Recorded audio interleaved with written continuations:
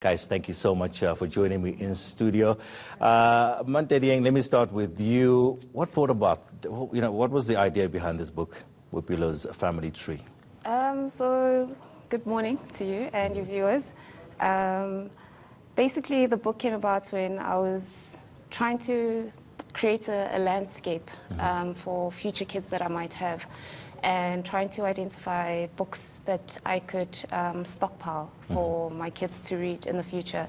And to be honest, I came up with nothing. Yeah. And so I decided, since I can't find the book on the shelf, I might as well write it, Right, sure. write it myself. Now, in the book, Boipelo goes to school. She's coming from a school where she was, she was made fun of because she has two mums, and then she goes to a school where the teacher's more receptive and the kids around her are more receptive. So basically, you're trying to maybe talk to kids out there who might be in the same scenario.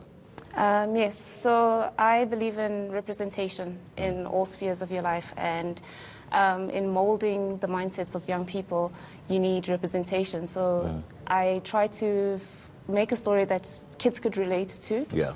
And just introduce the idea of same-sex families. Yeah. In the spectrum of different and different families that exist in the South African landscape. Now, Gavin, you're living this reality as the parent yourself and your partner. You're raising 3 boys. There must have been very difficult moments for you within that scenario. It's definitely like very challenging moments, but also before we started the adoption process, you think, okay, what do we tell the children?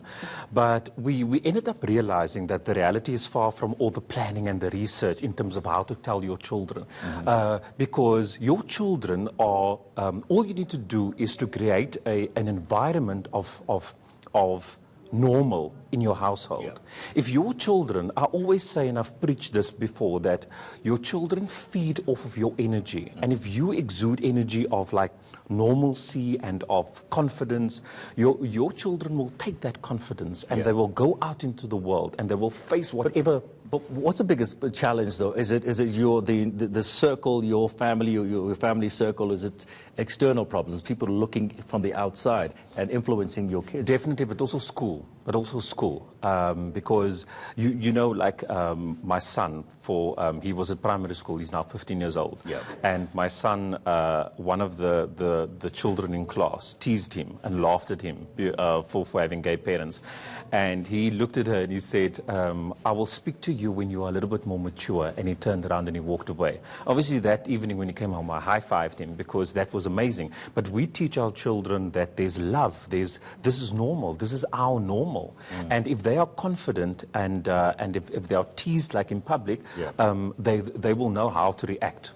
100%. Mantedieng, just quickly for me, tell us about your experience. Have you been with some kids who have faced this particular conundrum when they go to interact with other children? Let's see, interact.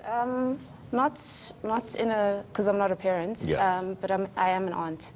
And walking around with my nephew, the way I present, it's kind of very easy to tell that I'm not a heterosexual or a cisgender individual. Yeah. So you can see the kind of reactions and him having to deal and tell his friends that no, that's not my uncle, that's my aunt. That's, it's difficult. So it's you see it in every day, and it's like Gavin is saying, until you make it normal.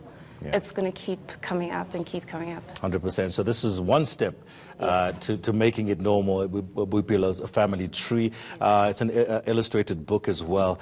So guys, go out and get it if that's the scenario you're in. Gavin Prince, thank you so much, and good luck with your kids and your partner as well. Thank you. Okay, Mantedieng, thank you so much, Thank you and so good luck with the book as well.